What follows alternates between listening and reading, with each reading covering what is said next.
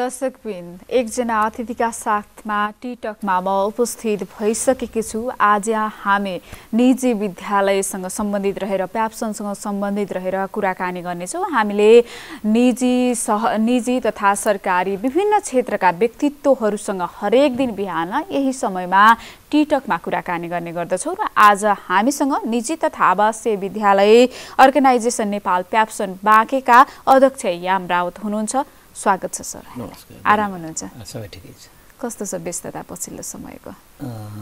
पछिल्लो समय अब हामीले अहिले अब केही महिना यता विद्यालयहरू खुलेको छन्। कोभिडले गर्दा निकै सबभन्दा ठुलो मार परेको विद्यालय क्षेत्र नै पर्यो। विद्यालय क्षेत्र भनेको बालबालिकाहरू सहित गर्दाखेरि अहिले चाहिँ अब केही महिना यता विद्यालय भौतिक रूपमा सञ्चालन भइरहेका छन् र सँगसँगै अहिले हामीहरूको प्याप्सनको अधिवेशनहरू चलिरहेको छ। भर्खरै 3 गते देशैभरि एकै दिन जिल्ला अधिवेशनहरू भए, त्यसपछि प्रदेश र अब केन्द्रीय अधिवेशनको यता सङ्गठनको पनि त्यसरी तयारीमा लागेको छ। जस्तो यी अधिवेशनहरूले जस्तो यो प्याप्सनको कुराहरू गरिरहँदाखेरि अधिवेशन चलिराखेको छ भन्दा यसमा चाहिँ कस्ता खालका गतिविधि या के हुन्छ र त्यो अधिवेशनबाट नेतृत्व चयन भएर आउनुहुने थुप्रै पदाधिकारीहरू हुनुहुन्छ, उहाँले गर्ने कार्यहरू के कस्ता खालका? हामीहरू विशेष गरेर अब निजी विद्यालयहरूको संरक्षण सम्वर्धन र निजी विद्यालयहरूलाई कसरी स्थायित्व गर्न सकिन्छ भन्ने अब एउटा बाटो रह्यो। अर्को बाटो चाहिँ के छ भन्दाखेरि हामीले गुणस्तरीय शिक्षामा पनि ध्यान दिन्छौँ।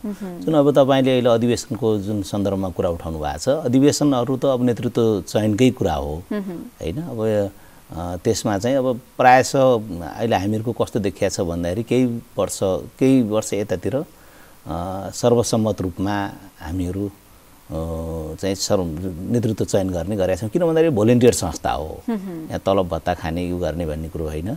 र हामी फेरि निजी विद्यालय सञ्चालकहरू एकातिर आफ्नो विद्यालय पनि हेर्नुपर्ने हुन्छ, सँगसँगै सङ्गठनका गतिविधिहरू पनि अगाडि बढाउनु पर्ने भए हुँदाखेरि त्यति तछाड मछाड चाहिँ हुँदैन। जस्तै सङ्गठनको यो प्याप्सनको मुख्य भूमिका या मुख्य कार्यहरू चाहिँ के रहन्छ? पहिलो कुरो त मैले अघि हजुरलाई कुरो राखेँ। अब पहिलो कुरो त अब निजी विद्यालयहरूको संरक्षण सम्वर्धन र स्थायित्वको बारेमा नै हामीले सोच्ने हो। अहिले पछिल्लो चरणमा कस्तो भएको छ भन्दाखेरि अब निजी विद्यालयहरू अलि अप्ठ्यारोमा परेको छ। अब निजी विद्यालयहरू कोभिडको कारणले भन्नुहुन्छ भने साँच्चै अहिले हामीहरूको सम्पत्ति सुरक्षा, हामीले सबभन्दा महत्त्वपूर्ण कुरो भनेको सम्पत्ति सुरक्षाको कुराहरू उठाइरहेका छौँ। अब नितान्त आफ्नो सम्पत्ति लगानी गरेर राज्यलाई हामीले शिक्षामा सहयोग गरेका छौँ। अब राष्ट्रिय शिक्षा जुन पोलिसी बन्ने बेला नै झन्डै भनेको छ, अब त्यहाँ 29% निजी क्षेत्रले राज्यलाई शिक्षामा सहयोग गरेको छ भनेको छ। त्यो भए हुँदाखेरि हामीले पहिलो काम त अब आफ्नो विद्यालयहरूलाई सञ्चालन हो। दोस्रो कुरो गुणस्तरीय शिक्षा। अहिले अब अन्तर्राष्ट्रिय स्तरमा प्रतिस्पर्धा गराउन सक्ने दक्ष जनशक्ति भने त निजी विद्यालयले उत्पादन गरेको। यसको मतलब मैले के भन्न खोजेँ भन्दाखेरि पुरानो परम्परागत सरकारी विद्यालयहरूले केही पनि गरेन भने होइन। सरकारी विद्यालय तपाईँ हामी पढेर आएका हौँ होइन, सबै त्यहीँबाट आएको। तर अहिले हामीले के गर्यौँ भन्दाखेरि निजी विद्यालयहरूले कम्तीमा एउटा अन्तर्राष्ट्रिय स्तरमा विश्वको 236वटै देशहरूमा प्रतिस्पर्धा गर्न सक्ने नेपालीका छोराहरू छोरीहरूलाई उत्पादन गर्ने काममा चाहिँ सबभन्दा पहिलो ध्यान हामीले दिएका छौँ र त्यस अनुसारको शिक्षा चाहिँ हामीले नेपालमा भित्राउने काम चाहिँ गरेका छौँ। त्यो शिक्षा नेपालमा भित्राइसकिएको छ जस्तो लाग्छ। जस्तो विदेशमा त्यो प्रतिस्पर्धात्मक हुन त यहाँले गरेका छौँ, हाम्रा विद्यार्थीहरू त्यहाँसम्म पुगेका छन् भनिरहँदाखेरि त्यो कतिको प्रभावकारिता भएको छ? जस्तो प्रभावकारिता त भएको छ। आज मात्रै मैले भर्खरै हेरेको थिएँ, अस्ट्रेलियाको एउटा पोलिसी बनाउनेमा नेपाली महिला चेली त्यहाँ पुग्नु भएको छ होइन। त्यहाँ निजी विद्यालय, मैले ठ्याक्कै डाटा त हेरेन, अब निजी विद्यालय पढ्नु नै भयो भन्ने होइन कि, तर हाम्रो चेली गएर अस्ट्रेलियाको एउटा पोलिसी बनाउने ठाउँमा त पुगेको छ त होइन। त्यस्तो अन्य देशहरूमा पनि होला खोज्ने हो भने। अनि त्यो किसिमको शिक्षाहरू त हामीले नेपालमा भित्राएका छौँ। जस्तै यहाँले अघि भनिराख्नु भएको थियो, जस्तो निजी विद्यालयहरूलाई कसरी स्थायित्व गर्ने र उनीहरूलाई चाहिँ संरक्षण कसरी गर्ने भन्ने कुरामा पनि प्याप्सनको भूमिका रहन्छ भनेर भनिराख्दाखेरि के कस्ता खालका गतिविधि गर्दा उहाँहरू संरक्षित हुनुहुन्छ या संरक्षण? सबभन्दा पहिलो कुरा त के छ भन्दाखेरि राज्यले हेर्ने दृष्टिकोण क्लियर गर्नु पर्यो। एकदमै हामीलाई हामीले भनिरहेका छौँ हाम्रो त निजी सम्पत्ति लगानी गरेर हामीले नेपालको शिक्षालाई टेवा पुर्याएका छौँ हैन। त्यसमा चाहिँ अब हाम्रो निजी सम्पत्ति पहिलो सुरक्षाको कुरो हो। सँगसँगै के छ भन्दाखेरि अब हामीले अलिकति एउटा चार्ज चाहिँ के लाग्ने गरेको छ भन्दाखेरि शैक्षिक माफिया भन्नु भन्छ कि कता कता दुःख लाग्छ हामीलाई। अब हामीले त आफूले मात्र कमाएको होइन नि त, पहिलो कुरो त आफ्नो सम्पत्ति लगानी गरेका छौँ राज्यको नियमभित्र रहेर हैन। अब हजुरहरूलाई कतिको जानकारी छ छैन, हामीहरू कम्पनीमा दर्ता छ, कम्पनीमा दर्ता हुन्छौँ, शिक्षाबाट हामीले अनुमतिहरू लिन्छौँ। राज्यका विभिन्न जुन राज्यले जुन करिकुलम तयार गरेका छ, पाठ्यक्रमहरू तयार गरेको छ, त्यसको आधारमा हामीले पढाउने हो। आफ्नै केही पनि छुट्टै केही गर्ने अधिकार छैन हामीलाई। र राज्यका सर्टिफिकेटहरू 10 कक्षा एसएलसी अहिले त एसी भन्छ, त्यसपछि आएर +2 देखि माथिका राज्यका सर्टिफिकेटहरू हामीले अध्ययन गराउँछौँ। र हाम्रो आफ्नो सर्टिफिकेट जाँदैन, विद्यालयको नामसम्म जान्छ होला, त्यसपछि त राज्यकै सर्टिफिकेटहरू हो। त्यो सबै कामहरू हामीले गरेका छौँ। अब संरक्षणको कुरामा अब राज्यले हामीलाई 2 चरित्रले हेरेको छ। अहिले पनि कोभिडले निजी विद्यालयहरू एकदमै समस्यामा पर्यो। अब उठ्नै नसक्ने गरेर समस्यामा पर्यो। कतिको ब्याङ्क लोनहरूको हकमा हेर्नुहुन्छ भनेपछि कहीँ पनि हामीलाई 1% पनि छुट दिएको छैन हैन। अब धराशायी नै भयो। हामीले अब रोजगारको क्षेत्रमा भन्नुहुन्छ भनेपछि झन्डै 10,000 वरिपरि निजी विद्यालयहरू छ नेपालमा। त्यो प्याप्सनमा आबद्ध भयो। त्यसभन्दा माथि जुन निजी लगानीमा इन्जिनियरिङ कलेजहरू, माथिका अन्य विभिन्न विधाका कलेजहरूको लगानीहरू हेर्नुहुन्छ भने त निकै धेरै छ हामीहरूको निजी उसको।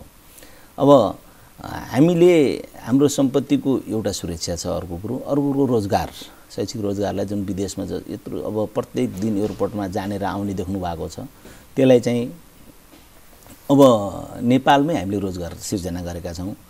झन्डै लगभग 4 लाख वरिपरिलाई हामीले रोजगार दिएका छौँ भनेपछि राज्यको 33-34% शिक्षाको व्यवहार पनि हामीले थामिदिएका छौँ हैन। यस्तो अवस्थामा अब राज्यले हामीलाई अब एउटा पोलिसी चाहिँ बनाएर उसको नियमन राज्यले गर्ने गरेर हामीलाई त्यस किसिमले अलिकति हेरिदिनुपर्छ भन्ने लाग्छ। तर त्यो कहीँ पनि भएको छैन। हामीले कर तिर्छौँ, हजुरहरूलाई जानकारी होस् हैन। हामी 13% अब सामान खरिदहरूमा एउटा दुःख पनि लाग्छ। झन्डै अब मान्नुहोस् न, विद्यार्थी पढाउनको लागि साइन्स ल्याब हुनसक्छ, विद्यार्थीलाई बोक्नको लागि बसहरू हुनसक्छ, कहीँ कतै 1% पनि छुट दिँदैन राज्यले हामीलाई। त्यहाँनिर चाहिँ राज्यले हामीलाई हेरिदिनुपर्छ भन्ने हाम्रो चाहिँ कुरा छ। र अहिले सरसर्ती हेर्दाखेरि नियमन त राज्यले गरोस्, तर हामीलाई अब हेर्ने दृष्टिकोण विभिन्न कोणबाट अलिकति चाहिँ राज्यले पोजिटिभ वेमा हेर्दियोस् हैन। जस्तो यहाँले राज्यले केही नीति नियमहरू बनाएको छ, त्यो मापदण्डमा हामी चलेका पनि छौँ, तर हामीलाई संरक्षित हुनुपर्ने खालको पनि गर्नु पर्यो भन्ने यहाँको माग हो खासमा। त्यही नै हो। अब राज्यले त अब किन भन्दाखेरि राज्यको अब राष्ट्रिय शिक्षा नीतिमै क्लियरै छ हैन। अब त्यहाँ 29% त निजीले सहयोग गरेको छ भनेपछि त 29% त राज्यलाई हामीले टेवा दिएका छौँ त हैन। त्यहाँनिर त राज्यले हामीलाई हेर्ने दृष्टिकोण अन्य व्यवसाय जस्तो होइन, यो सेवा हो, नितान्त सेवा हो यो हैन। आफ्नो लगानी गरेर सेवा छ, त्यहाँबाट केही % हामीलाई आएको होला। तर त्यो कस्तो हुँदो रहेछ भन्दाखेरि अब त्यो विद्यालय जसले सञ्चालन गरेछ त्यसलाई थाहा छ। हेर्दाखेरि मान्छेले सरसर्ती हेर्छ, ठुला ठुला दरबार देख्छ हैन। एउटा रियल इस्टेट एउटा टेबलमा बसेर एउटा कम्प्युटरमा नक्साहरू राखेर उसले अरबौँको कारोबार गर्छ, त्यहाँ चाहिँ मान्छेले ध्यान दिँदैन। तर हाम्रो लागि त 40 जना बच्चा राख्नको लागि पनि मान्नुहोस् न, अब नर्मली 20 बाई 40 कोठाहरू त चाहियो हैन। त्यो गर्दाखेरि अब 1 कक्षादेखि अब 13 कक्षासम्म, नर्सरीदेखि 10सम्म भनेको 13वटा कक्षा हुन्छ। 13वटा 2-2वटा सेक्सन भए 26वटा कोठामा गराउँदाखेरि त ठुलो दरबारै देखिन्छ। अनि मान्छेले दरबार गर्यो भन्छ। अनि बसहरू बच्चाहरू बोक्दाखेरि बसहरू किनेका हुन्छौँ, लहेर त कत्रो कमाछ, बसहरू किनेको छ भन्छ हैन। अब मान्छेले त्यसरी हेरेको हुन्छ, किन भन्दा हामी त एउटा कोठामा त सीमित हुन सक्दैनौँ नि त हैन। त्यस कारणले गर्दाखेरि सेवा नै त्यस्तै छ नि त। हजुर, सेवा त्यस्तो छ। त्यस कारण हामीले त्यही त भन्ने गर्छौँ, हामीले सबै भौतिक पूर्वाधारहरू सबै तयार गर्दाखेरि सम्पत्ति देखिन्छ बाहिरबाट हेर्दाखेरि, तर दृष्टिकोण चाहिँ चेन्ज भएन के। चाहे सामान्य पब्लिकले हेर्ने कुरा होला, चाहे राज्यले हेर्ने कुरा होला। त्यहाँ लगानी कति लागेको छ भन्ने कुरा पनि त हेर्नुपर्ने अवस्था छ। हजुर, त्यो त हेर्नुपर्छ। लगानी त अब कहीँबाट केही होइन, लोनमा ल्याउने हो। त्यस्तै पऱ्यो भने कतिपय विद्यालय, दूरदराजका विद्यालयहरू हेर्नुहुन्छ भने त अब यहाँ मैले कुरा निकालिहालेँ, आफ्ना परिवारका सुन गहनाहरू बैंकमा धितो राखेर पनि विद्यालयहरू चलाएको अवस्था छ। जस्तो अघि यहाँले रोजगारका कुरा गर्नुभएको थियो, थुप्रै यो निजी विद्यालय तथा निजी क्षेत्रबाट, विद्यालय मात्र नभनौँ थुप्रै क्षेत्रहरू छन् निजी होइन, यसबाट निकालिएका उदाहरणहरू पनि थिए। जस्तो उहाँहरूले त गर्न त सेवा त दिनुभएको थियो नि त, अहिले यो परिस्थिति विषम परिस्थिति आयो, त्योबाट उहाँहरू विमुख हुनु त त्यति राम्रो पनि होइन होला। थुप्रै विद्यालयबाट पनि निकालिएका कुराहरू थिए। होइन, निकालिएको होइन। अब वैध के भन्दाखेरि अब कोभिडको कारणले विद्यालयहरू झन्डै 4 महिना 5 महिना वर्षमा चलेका छन्। यो झन्डै 2 वर्ष यता हेर्नुहुन्छ भने कोभिडको कारणले अब हामीसँग स्रोत भनेकै फी हो कि मेम, अरू कुनै उपाय छैन हामीसँग। त्यो विद्यार्थीलाई सेवा दिने, त्यसपछि हामीले फी लिने हो, त्यही फीबाट नै सबैलाई बाँड्ने हो होइन। त्यसकारण अब चल्नै नसक्ने अवस्था बन्द भइसकेपछि त कहाँबाट हामीले उ गर्न सक्छौँ र? अब घरखेत त्यही विद्यालय बेचे पनि पुग्दैन हामीलाई होइन। त्यसकारण चाहिँ निकालिएको होइन हो, त्यहीँनिर भन्नु खोजे। राज्यले त्यस्तो ठाउँमा अलिकति, हामीले त ट्याक्सहरू तिरेका छौँ नि त, राज्यले निजी विद्यालयले ट्याक्स तिरेको छ, त्यहीँ रोजगार गर्ने सरहरूले पनि आफ्नो आएअनुसारको करहरू तिर्नुहुन्छ होइन। त्यहाँनिर पनि अलिकति त्यो सुरक्षा, उहाँहरूको जुन जबको सुरक्षा छ अथवा केही राहतहरू छ गरिदिएको भए राज्यले अलिकति भए पनि उहाँहरूलाई सजिलो हुन्थ्यो। तर विद्यालयले त्यसरी निकालेको चाहिँ होइन। अब नसकेपछि त के नै लाग्छ र बन्द नै भइसकेपछि त बन्द भएको भन्नु बुझ्नु पऱ्यो, निकालेको होइन। त्यो जस्तो विद्यालयले फी त आखिर अनलाइन कक्षाहरू सञ्चालन गरेर हुन्छ कि कसरी लिन त ती विद्यार्थीहरू मार्फत लिइराखेको छ अनि गरिराखेको छ भन्ने पनि त थियो नि त। त्यो अनलाइन कक्षाहरू यहाँले पनि सञ्चालन गरेर त्यो अप्ठ्यारो अवस्थामा अहिले भर्खरै विद्यालयहरू सञ्चालन भएका छन्। दसैँ अगाडि, केही समय अगाडि या दसैँ पछाडि सञ्चालन भए, आखिर त्यहाँबाट पनि त स्रोतहरू त जुट्यो होला नि त होइन? यस्तो छ, अब अनलाइन कक्षा सञ्चालन गर्नको लागि पनि त शिक्षकहरूले तयारी गर्नु पर्यो। त्यही त, उहाँ शिक्षकहरूले नै पढाउनु भयो, शिक्षकहरूले पढाउनु। अनि त्यस्तोमा त दिएछ, नदिएको भन्ने त छैन। शिक्षकहरूलाई हामीले अनलाइन कक्षा पढाए बापत अब त्यो जुन भौतिक रूपले जुन विद्यालय सञ्चालन गरेको बापत चाहिँ जुन फी लिन्थ्यो त्यो कुनै पनि विद्यालय लगाए जस्तो मलाई लाग्दैन होइन। तर हामीले अनलाइन कक्षा सञ्चालन गरे बापत केही कम 25-30% पहिलाको लिएको भन्दा केही कम शुल्क लिएर, अनि अनलाइन कक्षामा के हुन्छ भन्दाखेरि मेम अब जस्तै भौतिक रूपमा 3-4वटा सेक्सन छ भने टिचर 4 ठाउँ जाने भयो। अनलाइन कक्षामा एउटा टिचरले चाहिँ अब विद्यार्थीलाई अब त्यो एउटा आइडी दिन्छ अनि त्यो अनुसार चाहिँ एउटा टिचरले चलाउने भयो भनेपछि हिजो 50 जना टिचर भएको ठाउँमा अब एकजनाले 20 जना 25 जना आधा टिचरले चलाएको होला हैन। त्यसकारण अब त्यो भएको हुनाले पनि केहीको रोजगारमा डिस्टर्ब भएकै हो, नभएको होइन। त्यो टेक्निकली कारणले डिस्टर्ब भएको हो त्यो हैन। त्यो अनलाइन शिक्षा भन्ने पनि कस्तो हो भन्दाखेरि धेरै विद्यालयहरूमा अनलाइन शिक्षा प्रभावकारी हुन सकेन। के कारणले हुन सकेन? अनि यसको त अब सजिलो हुन्छ। एउटा त अब हाम्रो प्रत्येक ठाउँमा यो नेटको सुविधा छैन हैन। त्यो सुविधा लिन सक्ने अथवा गर्ने अभिभावकसँग मान्नु न एउटा एन्ड्रोइड फोन किन्नको लागि पनि अब 15-20 हजार भन्दा तल हुँदैन। अभिभावक क्रय शक्ति पनि हुनु पर्यो, अभिभावक क्रय शक्ति पनि छैन। गाउँका दूरदराजका उसहरूमा त अप्ठ्यारो छ हैन। अर्को कुरो के छ भन्दाखेरि अब त्यो किसिमको प्रविधिहरू ठ्याक्कै सजिलो प्रविधिहरू हामी कहाँ अझै नेपालमा आइपुगेका छैन। अनि सजिलो तरिकाले हेर्ने अब बच्चाहरू के हुन्छ, बच्चा स्वभाव हजुरलाई थाहा नै छ। सानो बच्चा मोबाइलमा बसेको हुन्छ, यताबाट त टिचरले पढाइरहेको हुन्छ, अब मजाले बच्चाहरू खेलिदिरहेको हुन्छ, त्यहाँ बच्चालाई कन्ट्रोल गर्न सक्दैन। विद्यालयबाट ठ्याक्कै कन्ट्रोल गर्न त सक्दैन त्यो टिचरले त। यस्तै अहिले हामी जसरी च्यानलमा बसेको छौँ यस्तै हो अनलाइन शिक्षा भने होइन। अहिले जसरी गफा गरेका छौँ त्यस्तै हो। त्यस कारणले अलिकति प्रभावकारी हुन सकेन। अब मुख्य कुरा त अब फेरि यो बत्ती जाने आउने गर्छ, यसले पनि समस्या हो होइन। विद्यालयले त जेनेरेटर राख्ला, तर अभिभावकका त मोबाइलमा त त्यहाँ नेटमा त हुन्छ, त्यहाँ त बत्ती गयो भने त कटिहाल्यो, कनेक्ट भयो। त्यस कारण त्यति प्रभावकारी हुन सकेन भने जस्तो केही। अब हामी बाँकेकै हकमा हेर्नुहुन्छ भने पनि 8-10वटा स्कुलहरूले अलिकति सजिलो तरिकाले चलायो होला, नत्र त्यति राम्रो प्रभावकारी चाहिँ हुन सकेन। सर जस्तो हुन त यहाँ अहिले त्यो त्यसमा नभिजेका कारण पनि त्यो समस्या भएको होला होइन। तर बाहिरी देशहरूमा त म्याक्सिमम जसो अनलाइन कक्षाहरू नै हुन्छ, उहाँले अनलाइनबाटै धेरै कुराहरू ज्ञान त्यो ग्रहण गर्नुपर्ने गर्नु। तर त्यो हाम्रो यहाँ चाहिँ खासमा यो प्रविधि यी सबै समस्याका कारण हो कि के कारणले गर्दा? कक्षाहरूमा त हुन्छ म्याम, नहुने होइन। सामान्य कुरा अब मान्नुहोस् अहिले म अन्तर्वार्ता दिँदा आउँदाखेरि पनि त मैले गुगलमा बसेर धेरै कुराहरू हेरेर यहाँ तयारी गरेर आएको छु नि त।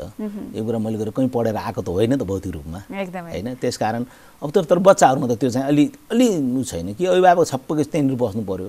अब हामीहरूको अहिले त कतै न कतै अब नेपालको त अब मिडल क्लासको अभिभावकहरूको सङ्ख्या धेरै छ, होइन? हायर लेभलको अलिकति बाहिरको टिचरै खरिद गरेर राख्न सक्ने किसिमको अभिभावक भनेको त 5-10% होला, नत्र भने त 15-20% मिडल क्लासको अभिभावकहरू, नत्र त हामीहरूको त निम्न वर्ग नै छ नेपालमा। त्यो भएको हुनाले अब अलिकति प्रविधिसँग सबैलाई जोड्न अझै चाहिँ सकिरहेको छैन। अब राज्यले त सकेको छैन, झन् हामीले त झन् अब पब्लिक र अनि उसले त कहाँबाट सक्छौँ। जस्तो यो कोरोनाकै विषयमा थोरै कुरा गरिरहेका छौँ हामीले। जस्तो यो कोरोनाको समयमा अब के भौतिक रूपमा उपस्थित त हुन पक्कै पनि पाउन सकिएन, निकै अप्ठ्यारो सिचुएसन अझ पैदा भएको थियो यहाँ बाँकेमा, त अझ धेरै प्रभावित भएको थियो। त्यो समयमा त अब कतिपय विद्यार्थी पहुँचमा हुने विद्यार्थीले त पक्कै यहाँले अघि भन्नुभएको छ, पहुँचमा पुग्ने विद्यार्थीलाई त अनलाइन कक्षा अलिकति प्रभावकारी भए पनि, जस्तो दूरदराजका पनि त यहाँका विद्यालयमा पढ्ने विद्यार्थीहरू छन् होला, उहाँहरूका लागि चाहिँ अतिरिक्त क्रियाकलाप वा उहाँहरूलाई अझ यो गुणस्तरमा हुन त त्यति धेरै प्रभावकारी भएन त भनिसक्नु भएको छ। त्यो अवस्थाबाट चाहिँ उहाँलाई थोरै माथि ल्याउन यहाँहरूका प्रयासहरू चाहिँ कस्ता भयो? अब यो कोभिड पछि जुन अनलाइन कक्षा जुन सञ्चालन भयो, यसमा अब विद्यार्थीलाई टच गर्ने बेला अब सरसर्ती अब हामीहरूले के गर्ने गरेका छौँ, एउटा त अब चेतनामूलक कार्यक्रमहरू पहिला दिएछ, होइन? बच्चाहरूलाई र अभिभावकहरूलाई सँगसँगै अब अलिकति गाह्रो हुँदो रहेछ अनुशासन चाहिँ अब कसरी एउटा टिचरले अनलाइनमा बसेर कायम गर्न सक्छ र? त्यो त अभिभावकले हेरिदिनु पऱ्यो। अनुशासन सबभन्दा अप्ठ्यारो चाहिँ मैले देखेको यो अनलाइन शिक्षा गर्ने बेला यो अनुशासन चाहिँ एकदमै गाह्रो हुँदो रहेछ एउटा। अर्को कुरो के छ भन्दाखेरि यो अनलाइन शिक्षा हामीले जुन सञ्चालन गरिरहेका छौँ, यसको यो फी कलेक्सन पनि गाह्रो रहेछ। अब अभिभावक आएर पे गरिदिनु पर्यो, त्यो अझै हामी कहाँ छैन। 10-15%सम्मले आएर त पे गर्नुहुन्छ होला, त्यसपछि चाहिँ अब घर घर जाने कुरो पनि भएन, त्यो पनि भएन। अब दूरदराजको त झन् अब मान्नुहोस् ठाउँ ठाउँ बसेर अब हाम्रो आइडी लिएर बच्चाहरू कोही जुम्ला हुम्ला हुनसक्छ, पाहाडमा हुनसक्छ, गाउँमा हुनसक्छ, उहाँहरूले त अब लिनुभयो होला, लिनु त। तर विद्यालयले पनि के गरेको छ भन्दाखेरि त्यही किसिमको अब उनीहरूलाई एउटा परीक्षा लिने सिस्टमहरू गरेको छ। तर भौतिक रूपमा लिए जस्तो त अब अनलाइनबाट हुँदैन, अब त्यति लामो पनि हुँदैन।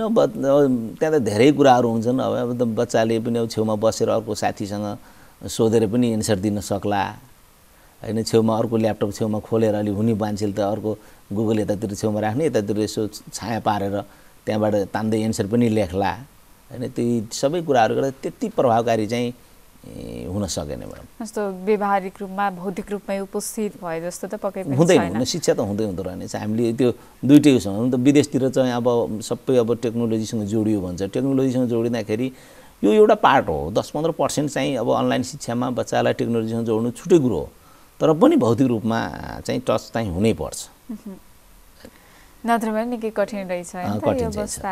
जस्तो त्यति बेला गुणस्तरमा पनि त केही न केही त खस्कियो होला नि, जस्तो खस्किन्छ।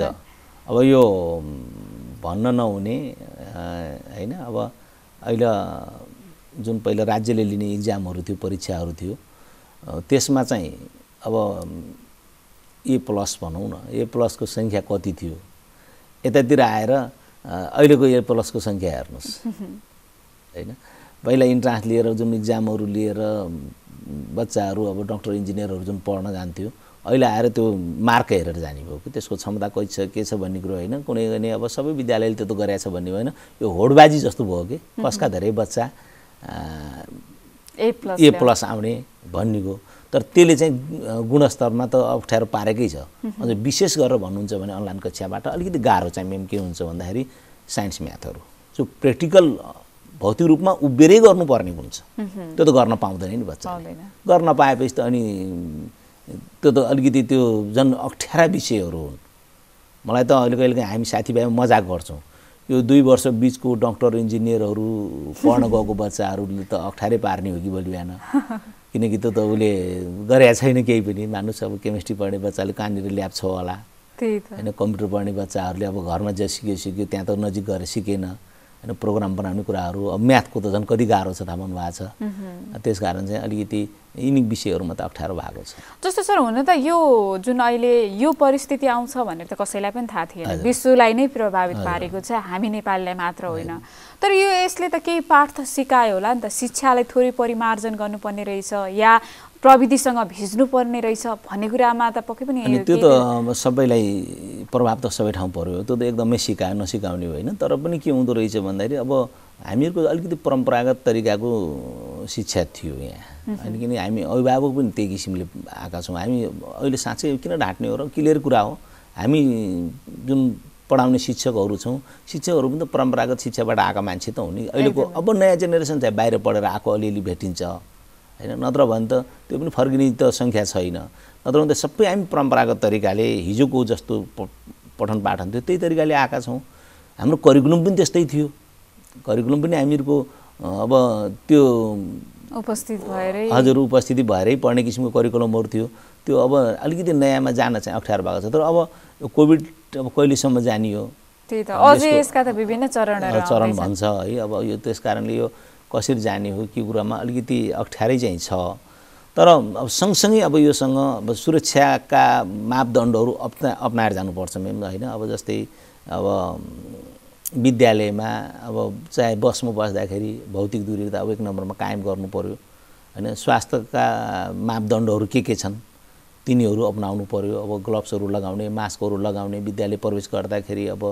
सेनिटाइजरहरू गर्ने हैन अब हामीले अहिले अलिअलि केही गर्ने गरेका छौँ जस्तै टिफिनहरू स्कुलले भित्र खुवाउँदैन अहिले बच्चाहरूलाई आफ्नै टिफिन आफै ल्याउँछ आफ्नो पानी आफै ल्याउने गर्छ शौचालयहरू अलि बढी नै गराएका छौँ पहिला भन्दा बच्चाहरू अलि एक्लै ग्यापमा जाने पहिला इन्टरभल भनेर बिचमा चाहिँ 4 घण्टे लगाएपछि भरेर इन्टरभल भन्ने जो चलन थियो अब त्यसलाई चाहिँ बच्चाहरूलाई बिचबिचमा इन्टरभल नगर्ने अनि बिचबिचमा चाहिँ अब एउटा क्लासको लागि एकचोटि लैजाने बाथरुम लैजाने हैन एउटा क्लासलाई एउटा लैजाने टिफिनहरू खाँदाखेरि पनि त्यस्तो किसिमले गर्ने चाहिँ गर्ने गरेका छौँ अब अहिले चाहिँ अब ती कुराहरू त सिक्दै गएका छ र मुख्य कुरो भनेको अब बच्चाहरूलाई यो कोभिडको बारेमा चेतना जगाउने कामहरू तिनी कुराहरू सबै विद्यालयहरूले गरेको छ चेतना जगाउनमा के कस्ता क्रियाकलापहरू गरेर जगाउनु अब स्वास्थ्य सम्बन्धी नै अब जुन स्वास्थ्य सुरक्षा मापदण्डहरू छन् ती कुराहरू अपनाउन लगाउने हामीले बच्चाहरू मास्क लगाएर आएको हुन्छ हैन एकले अर्कालाई छुँदैन बस्दाखेरि पनि एउटा बेन्चमा 2 जनालाई बसाल्ने पहिला 4 जना बस्थ्यो भने अब 2 जना बसाल्ने भौतिक दूरीहरू कायम गराउने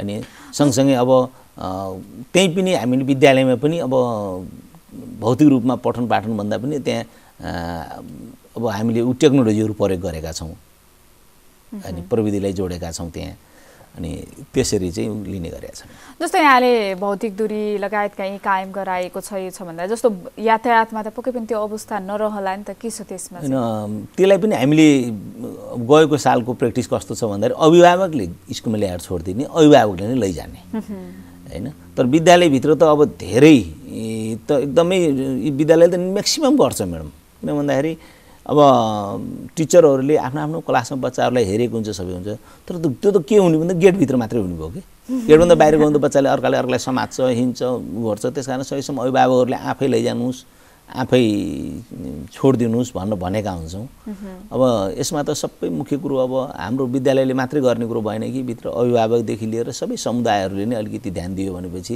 अब यसलाई यसबाट जोगिन चाहिँ सकिन्छ जस्तो खासमा थोरै अब यो प्याप्सनको कुराहरूमा फेरि म जोड्न चाहे जस्तो यो अर्गनाइजेसनमा आबद्ध हुन निजी विद्यालयले के कस्ता चरणहरू पार गर्नुपर्छ या के गर्नुपर्छ खासमा यो प्याप्सनसँग आबद्ध हुन प्याप्सनसँग आबद्ध हुन त अब हामीले प्याप्सनमा के छ भन्दाखेरि अब उसले राज्यबाट जुन अनुमति शिक्षा उसबाट अब विद्यालयको अनुमति प्रमाणपत्रहरू राख्नु पर्यो हैन उसले एउटा निवेदन दिन्छ त्यसपछि आफ्ना प्रमाणपत्रहरू जुन राज्यबाट अनुमति लिएको हुन्छ तिनी चाहिँ प्रमाणपत्रहरू पेश गर्छ पेश गरेपछि हामीले सदस्यता दिन्छौँ सरसर्ती त्यो नै हो प्याप्सनमा आबद्ध हुनलाई जस्तो प्याप्सन अनि एनप्याप्सन पनि भनिएको छ यिनीहरुमा चाहिँ फरक के छ जस्तो यस्तो अब यो अब केही एउटा सानो ग्रुपले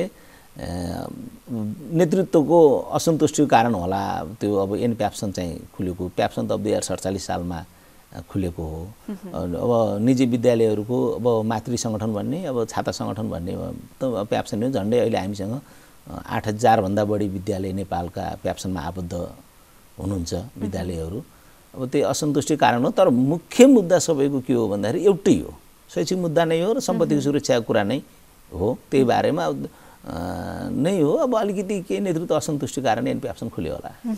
जस्तो प्याप्सनको आबद्ध 8000 भन्दा बढी विद्यालय चाहिँ आबद्ध भइसकेका छन् भनिरहँदाखेरि जस्तो प्याप्सनमा अन्य पनि त छन् नि त, निजी विद्यालय त थुप्रै छन्, तर सबैलाई आबद्ध गर्न नसकिएको हो कि उहाँहरूको त्यो रुचि नभएको के कारण? जस्तो यो प्याप्सनमा आबद्ध हुनुपर्छ भने जनचेतनाको कमी भयो। अनि अलिकति अब सामुदायिक र ट्रस्टबाट खुलेका विद्यालयहरू छैन होला सङ्गठनमा, किनभने सङ्गठन त अब एक्लै त केही पनि गर्न सक्दैन कुनै विद्यालयले। त्यसमा सङ्गठन त सबैलाई आबद्ध हुनै पर्छ हैन। त्यसकारण अब निजी विद्यालयहरूको सङ्ख्या अब राज्यको डाटा हेर्नुहुन्छ भने त्यहाँ 10-11 हजार छ। 10-11 हजारमा 8 हजार यता छ, 2-2.5 वरिपरि एनप्याप्सनमा छ। लगभग 5-7% मात्रै आबद्ध छैन होला। जस्तै ट्रस्टहरू विभिन्न बाहिरबाट जुन आएर खुलेका विद्यालयहरू छन् तिनीहरू चाहिँ अलि छैन होला, नत्र भने अरू त सबै आबद्ध नै छ, प्राय आबद्ध भइरहेका छन् हैन। थोरै मैले अब विद्यार्थी तर्फका कुरा गर्न चाहे, जस्तो विद्यार्थीलाई अलिकति आरोप लाग्ने कुराहरू गर्न चाहे मैले। जस्तो भनिन्छ निजी विद्यालयले विद्यार्थी साना बालबालिकालाई पनि किताबको बोझ मात्र, किताबको लोड मात्र बोकाउन थाल्यो र उनीहरूलाई आउन जान पनि समस्या भयो भन्ने गुनासोहरू पनि सुनिन्छ। के छ यहाँको विद्यालयमा चाहिँ यो अवस्था? अब यस्तो छ, अब राज्यको करिकुलम तल्लो क्लासहरूमा 500 पूर्णाङ्क बनाएको छ हैन। अब त्यसपछि माथि 800 पूर्णाङ्क छ। अब 800 पूर्णाङ्कमा 8वटा किताब हुने भए, अब 500 पूर्णाङ्कमा 505वटा किताबहरू हुने भए, त्यो 1 कापीहरू हुँदाखेरि त्यो भएको हो हैन। अब ठुलो बोझै त त्यसरी बोकाएको होइन। त्यो सरकारी विद्यालयमा जाँदाखेरि पनि त्यही झोला बोक्ने हो, त्यही पूर्णाङ्कै बोकेर जाने हो बच्चा। निजी विद्यालयमा आउँदाखेरि पनि त्यही नै हो। तर सरकारी विद्यालयमा जाँदाखेरि अलिकति त्यहाँ केयरलेस हुने भएको हुनाले अब कहिले 4वटा किताब बोक्छ होला, कहिले 3वटा कापी बोकेर जान्छ होला। तर हामीहरूको यतातिर के हुन्छ भन्दाखेरि एउटा नोट कापी राख्नै पर्छ निजी विद्यालयहरूको हैन। होमवर्कहरू दिएको हुन्छ, होमवर्क कापीहरू बोकेर ल्याउनै पर्यो, अनि आफ्ना किताबहरू अपडेटेड हुनै पर्यो। त्यसपछि आएर त्यहाँ अब चाहिने अब शैक्षिक सामग्री अन्तर्गत अब ज्योमेट्री बक्स होला हैन, अब तिनी हुन्छ। र सँगसँगै अब निजी विद्यालयमा आउने बच्चाहरू अब आफ्नो टिफिन बोकेर आएको हुन्छ, अनि पानी बोकेर आएको हुन्छ। त्यसले गर्दाखेरि अलिकति झोला ठुलो देखिएको, त्यस्तो ठुलो बोझ चाहिँ होइन। त्यसलाई चाहिँ अलि जस्तो विद्यार्थीलाई अलि सानै पनि बालबालिकाहरू हुन्छ नि त हैन, त्यसलाई अलि सहज बनाउन सकिँदैन र? जस्तो कतिपय कुराहरू त विद्यालयमै पनि गरेछ। तर यस्तो छ, सबै कुरो घर जोडिनु भने त पैसासँग हो हैन। विद्यालयले त सबै सुविधा दिएको छ नि, हामीसँग छन् त्यस्ता विद्यालयहरू। तपाईँ खाली बसमा चढेर जानुस्, त्यो साँझ फर्किन आउने बेला बच्चा खाली नै आउने हुन्छ छ। तर त्यसको लागि त अब सबै बाहिरबाट किन्नु पर्यो, नास्ता खाना, त्यसपछि आएर टिचरलाई बिहानमा पढाइदिने टिचरहरू चाहियो, त्यसपछि साँझ होमवर्क गराउने टिचरहरू चाहियो। ती सबै खर्च बेयर गर्न सक्ने अभिभावकहरू हुनुहुन्छ भनेपछि त त्यो सबै सुविधाहरू गरेका छ, निजी विद्यालय नगरेको होइन। यहाँको विद्यालयमा चाहिँ कस्तो छ त्यो अवस्था? हाम्रो विद्यालय कोलपुरको बागेश्वरी एकाडेमी भन्ने चटारमा छ, 10 नम्बर वडामा। अब हामीले त्यो सब सुविधाहरू सबै छ, हामीसँग ट्रान्सपोर्टेसनको सुविधाहरू छ हैन। त्यसपछि आएर क्यान्टिनहरूको भित्र व्यवस्थित गरेका छौँ। बच्चाहरूलाई अब डे होस्टेल भनेर राख्छौँ हामीहरू। बिहान 6 बजे बच्चाहरू जान्छ र साँझ 6 बजे बच्चाहरू फर्किन्छ। सुविधाहरू छन्। अब कोलपुर र बाँकेमा राम्रो सुविधा भएका विद्यालयहरू चाहिँ छन्। जस्तो अझ विद्यार्थीहरूलाई अझ पढ्नप्रति रुचि जगाउन पनि शिक्षकको भूमिका धेरै ठुलो हुन्छ भनिन्छ हैन। उहाँहरूलाई सृजनशील बनाउनु, उहाँहरूलाई अझ अध्ययन क्षमतामा अझ वृद्धि गर्न जस्तो शिक्षकहरूको भूमिका त पक्कै छ। यहाँहरूका प्रयासहरू कस्तो छ? जस्तो विद्यार्थीहरूलाई कतिपय विद्यार्थीको मनोभाव नबुझ्दाखेरि पनि उहाँहरू पढाइमा त्यति धेरै रुचि नभएको भनिन्छ। यहाँहरूको चाहिँ प्रयास कस्तो हुन्छ त्यस्ता विद्यार्थीहरू? हैन, अब यही अलिकति फरक छ निजी विद्यालय र सामुदायिक विद्यालयहरू बिच। हामीहरूले के गर्छौँ भन्दाखेरि अब बच्चाको इन्ट्रेस्ट अनुसारको अब हामी कहाँ खेलकुदको पुरै व्यवस्था हुन्छ अतिरिक्त क्रियाकलाप अन्तर्गत हैन। त्यसपछि आएर अब साङ्गीतिकहरू पनि हामीले त्यहाँभित्र राखेका हुन्छौँ। अनि त्यसपछि आएर बच्चाले अब कसरी बच्चा स्कुलप्रति आकर्षित हुन्छ, बच्चालाई कसरी फ्रेस हुन्छ भन्ने कुराहरूमा निजी विद्यालयमा सबै सुविधाहरू। अब धेरै विद्यालय अहिले त स्विमिङको व्यवस्था पनि गरिसक्नु भएको छ। खेलकुदमा अब त्यहाँभित्र चाहिँ अब विभिन्न आउटडोर र इन्डोरका खेलकुदका सबै उयोहरू गरेको छ। र टिचरहरूलाई हामीले पटक पटक निजी विद्यालयहरूले सेसन सुरु हुनुभन्दा अगाडि पनि तालिम दिएको हुन्छ, 3-4 दिन तालिम दिएर राखेको हुन्छ, पछाडि पनि हुन्छ तालिमहरू बिचमा दिने गरेको हुन्छ। र विभिन्न अतिरिक्त क्रियाकलाप अन्तर्गत अब हामीहरूका बाँकेको हकमा भन्नुहुन्छ भने अब खजुरामा इसाका भन्ने छ, कोलपुरमा कृषा भन्ने छ। निजी विद्यालयका बच्चाहरूलाई त्यहाँ हामी कम्पिटिसन गराउँछौँ। रणशीलको मार्फत पनि हुनसक्छ। अब अन्य विभिन्न चाहे वक्तृत्व कलाहरू होला, चाहे अन्य जुनसुकै कुराहरू पनि हामीले कम्पिटिसन गराउँछौँ, बच्चालाई पुरस्कृत गर्छौँ, खुसी बनाएका हुन्छौँ। त्यो चाहिँ हामीहरूका विभिन्न विद्यालयहरूले गरेको छ। त्यस्तो जस्तो हामी कार्यक्रमको करिब अन्तिमतिर पनि आइसकेका छौँ। यहाँसँग लामो शिक्षाको अनुभव पनि छ होइन, लामो समय शिक्षणमै रहेर धेरै कुराहरू यहाँले गर्नुभयो। जस्तो लेखातिर पनि यहाँ आबद्ध भएर लामो समय मैले गरेँ भनेर यहाँले अफलाइनमा भन्नुभएको थियो। यो अनुभवलाई छोटोमा सेयर गर्दाखेरि कसरी गर्नुहुन्छ? मैले सबभन्दा निजी विद्यालय सञ्चालनको लागि म सम्पूर्ण निजी विद्यालयहरूलाई म प्याप्सनको अध्यक्ष भएको नाताले मेरो एउटा अनुरोध छ। पहिलो अनुरोध भनेको तपाईहरूले दक्ष शिक्षक राख्नुहोस्। दक्ष शिक्षक राख्नुभयो भनेपछि गुणस्तर आउँछ। गुणस्तर आयो भनेपछि अभिभावकको आकर्षण बढ्छ। अभिभावकको आकर्षण भनेको मैम अब पैसो आउने हो होइन। अभिभावकहरूले त विद्यालयप्रति रुचि गर्नु भनेको पैसो आउने हो। पैसो आयो भनेपछि सबै पुरा गर्न सकिन्छ।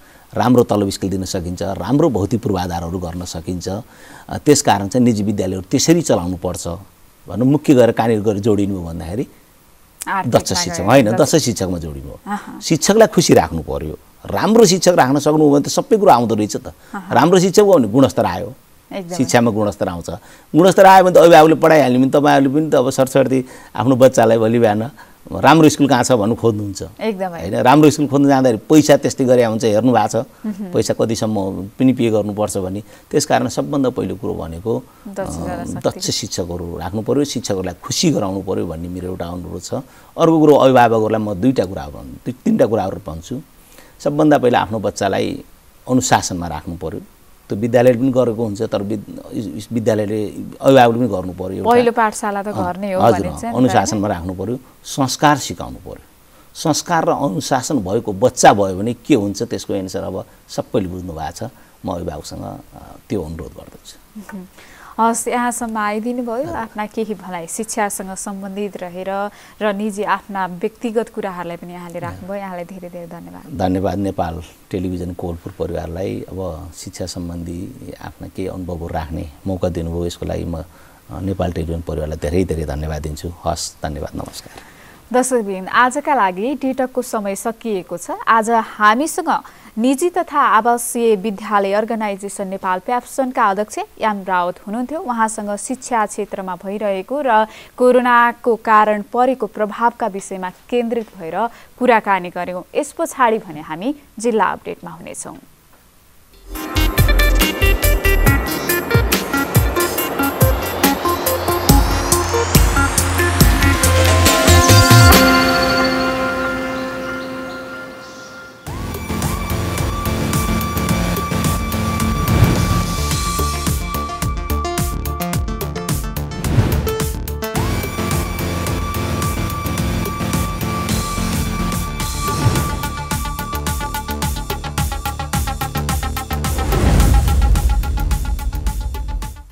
दर्शकवृन्द, हामी जिल्ला अपडेटमा छौँ र जिल्ला अपडेटमा हाम्रा विभिन्न जिल्लाका जिल्ला संवाददाताहरूसँग कुराकानी गर्ने गर्दछौँ। हाम्रा 31 जिल्लाका संवाददातासँग हरेक दिन बिहान यही समयमा हामी कुराकानी गर्ने गर्दछौँ र आज हामी हाम्रा सुर्खेत संवाददाता आकाश तारा बयकसँग जोडिनेछौँ। पछिल्लो समय चिसो बढ्दै गएको छ। चिसोले पारेको असर र त्यहाँको बिरामीहरूको अवस्था कस्तो छ, यो चिसोमा अझ बढी बिरामी हुने गर्दछन् र यो अवस्था कस्तो छ, के छ त्यहाँको अवस्था र यो चिसोका लागि त्यहाँको स्थानीय सरकारले केही व्यवस्था गरेको छ छैन भन्ने विषयमा केन्द्रित भएर कुराकानी गर्नेछौँ।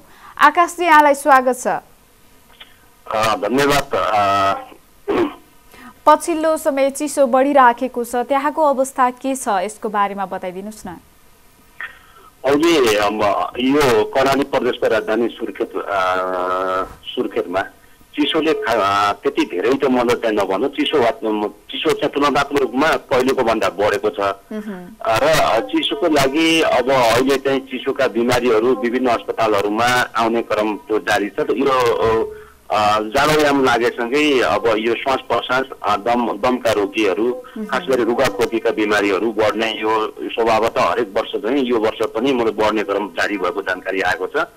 मैले तपाईँसँग कुरा गरिरहँदा केही बेर पहिले प्रदेश अस्पताल सुर्खेतका निर्देशक डाक्टर डम्बर खड्कासँग पनि कुराकानी गरेको छु र अहिले के छ भने अब यति बेला कोभिडका बिमारीहरूको लगभग शून्य बराबर नै छ। त्यहाँ अस्पतालमा भर्ना कुनै पनि हुनुहुन्न र अहिले चिसोले खास गरिकन वृद्ध र बालबालिका र महिलामा श्वास प्रश्वास दमका रोगीहरू निमोनिया जस्ता बिमारीहरू आउने क्रम यो चाहिँ जारी भएको छ र यता मैले यही बिचमा केही बेर पहिले वीरेन्द्रनगर नगरपालिका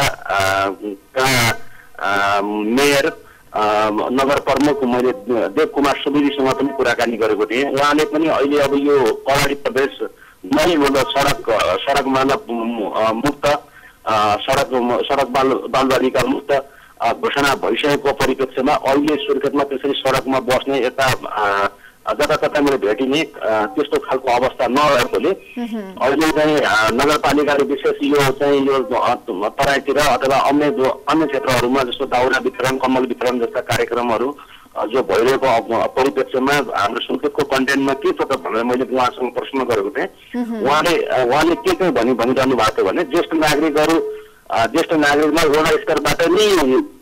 वडा स्तरबाट नै त्यो कम्बलहरू वितरण गर्ने त्यस्तो न्यानो कपडाहरू वितरण गर्ने कार्यक्रम जारी रहेको अहिले पनि वीरेन्द्रनगर नगरपालिकाका वडा नम्बर 4-5 ज्येष्ठ नागरिकहरूलाई न्यानो कपडाहरू वितरण कार्यक्रम रहेको र वडा स्तरबाट भएको नगरपालिकासँग पनि त्यस्तो खालको जाडोले चिसोले त्यस्तो खालको प्रभाव नै पर्ने त्यो खालको अवस्था आएपछि त्यसको लागि कार्यक्रम त राखिएको हाल त्यो कार्यक्रमलाई मतलब चाहिँ अहिले प्रयोगमा नल्याइएको भन्ने कुरा बुझिएको छ। यद्यपि अहिले चिसोले खास गरिकन चिसोले अहिले चाहिँ यो जाडो सुरु हुने बित्तिकै अब यो मानसिक रोगीहरूको संख्या पनि बढ्ने क्रम हुन्छ। यो चाहिँ वैज्ञानिक तथ्य नै हो। जाडो बढेपछि अब यो उदासीपन आउने अब जाडोसँग बच्नको लागि मादक पदार्थ युज गर्ने खास गरिकन अब आगो बढी ताप्ने धुल धुवामा बस्ने गर्दाखेरि मान्छे अझ बिमारी हुने र त्यसले गर्दाखेरि मानसिक मूलतः रोगीको संख्या बढ्ने खास गरी लागु औषध दुर्व्यसनीको संख्या बढ्ने जस्तो मलाई पाइएकोमा मैले डाक्टर प्रदेश अस्पतालकै मानसिक रोग विशेषज्ञ डाक्टर सुशील समदर्शीसँग पनि मैले कुराकानी गरेको थिएँ र अहिले कर्णालीको कन्टेन्टमा अहिले चाहिँ ट्याक्कै मतलब चाहिँ त्यो संख्या बढेको भन्न मिल्दैन तर आउने क्रम जारी छ। जो नियमित मूल्य चाहिँ फलोअपमा रहिरहने बिमारीहरूको संख्या आइरहेका छ तर अहिले चाहिँ यस पहिलेको तुलनामा अन्य दिनको तुलनामा जाडोयाममा बढी मतलब चाहिँ मानसिक रोगीलाई सताउने दुःख दिने हुन्छ किनभने यो मानसिक रोगीहरूले जाडोयाम सुरु भइसकेपछि विभिन्न मतलब चाहिँ अब यो मादक पदार्थ चुरोटहरूको मतलब चाहिँ मात्रा बढाउने त्यसले गर्दाखेरि अरू अन्य समस्याहरू निक्लिने मतलब चाहिँ गरेको पाइन्छ। यसले गर्दाखेरि यस्तो चिजहरूबाट बस्नुपर्छ भन्ने कुरा उहाँसँग मैले चाहिँ जानकारीमा पाएको छु। जस्तो यहाँले लागु औषध दुर्व्यसनीका कुराहरू गरिरहँदाखेरि त्यहाँ लागु औषध त हरेक क्षेत्रमा हरेक ठाउँमा यसलाई निमिट्यानै पार्न त सकिरहेको अवस्था छैन तर सुर्खेतमा चाहिँ यो नियन्त्रणका लागि हुने प्रयासहरू के कस्ता भएका छन् यसको बारेमा पनि जानकारी गरिदिनुहोस् न। अब यो खास गरिकन यो लागु पदार्थ दुर्व्यसनी नियन्त्रणका लागि सरकारी स्तरबाट पनि विभिन्न कार्यक्रमहरू सचेतनामूलक कार्यक्रमहरू र अब यो सुधार गृहहरू मतलब चाहिँ खडा गरिएका छन्। त्यो पनि मतलब विभिन्न मतलब चाहिँ सरकारी स्तरबाट ठ्याक्कै नभए पनि प्राइभेट स्तरबाट विभिन्न सङ्घ संस्थाहरूले त्यस्ता खालका सुधार गृहहरू सञ्चालनमा ल्याएको पाइन्छ र अहिले पनि अब यो खास गरिकन यो पुलिसको सक्रियता अनि त्यसपछि अनि यो नागरिक समाजको सक्रियता लगायत थुप्रै कारणले सुर्खेतमा तुलनात्मक रूपमा अरू प्रदेशको तुलनामा सुर्खेतमा कम जस्तो देखिन्छ। यद्यपि यो चाहिँ रोकिएको छैन र यो सेक्टरमा लामो समयसम्म काम गर्नुभएका डाक्टर सुशील समदर्शी उहाँको अनुभव कर्णाली प्रदेशलाई उहाँले चाहिँ नजिकबाट निहालिरहनु भएको छ। खास गरी उहाँसँग यस्तै लागु औषध दुर्व्यसनीका बिमारीहरू उहाँसँग बढी आउने मतलब चाहिँ गर्दछन् जसमा मतलब चाहिँ के देखिन्छ भने यो लागु औषध दुर्व्यसनीहरूको समस्यामा प्रायःजसो यो श्वास प्रश्वास यो बढी मतलब धुल धुवामा जथाभावी जहाँ पनि मतलब चाहिँ अब त्यो नसा प्रयोग गरेर सुत्ने जताततै रहने गर्दाखेरि उनीहरूलाई विभिन्न प्रकारका समस्याले आक्रमण गर्ने आर्थिक रूपमा मानसिक रूपमा सबै रूपमा मतलब चाहिँ उनीहरू मतलब चाहिँ उनीहरूलाई गाह्रो हुने गरेको मतलब पाइन्छ। खास गरिकन यो चिसोमा उहाँहरूले पनि यस्तो कुरामा आफू अलि चिसोबाट बस्ने तातो झोलिलो पदार्थहरू खानेकुरा खाने अनि अब यो न्यानो कपडाहरू बढी मतलब प्रयोग गर्ने र दिमागलाई अलिकति अरू मतलब चाहिँ मान्छेको गुलमुलमा बढी बस्नुपर्ने जस्ता कुराहरू उहाँले मतलब चाहिँ बताउनु भएको थियो।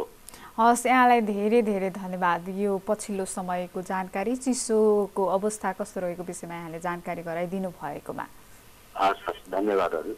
दर्शकवृन्द, आज हामीले हाम्रा सुर्खेत संवाददाता आकाश तारा बैकसँग कुराकानी गर्यौं। त्यहाँ पछिल्लो समय चिसो बढिराखेको छ र चिसो बढेसँगै अस्पतालमा पनि विभिन्न श्वास प्रश्वासका बिरामीहरू बढिराखेका छन् र दैनिक रूपमा केही संख्यामा ह्वात्तै नबढे पनि केही संख्यामा बढेको र दैनिक रूपमा बिरामीहरू आउने क्रम बढेको जानकारी उहाँले दिनुभएको थियो। डाक्टरसँग बुझेर नै उहाँले जानकारी दिनुभएको थियो। यो सँगसँगै आजका सम्पूर्ण कार्यक्रमहरू सकिएका छन्। भोलि फेरि उपस्थित हुने नै छौं। तपाईको दिन शुभ रहोस्। एनटिभी कोहलपुर हेर्दै रहनुहोला। नमस्कार।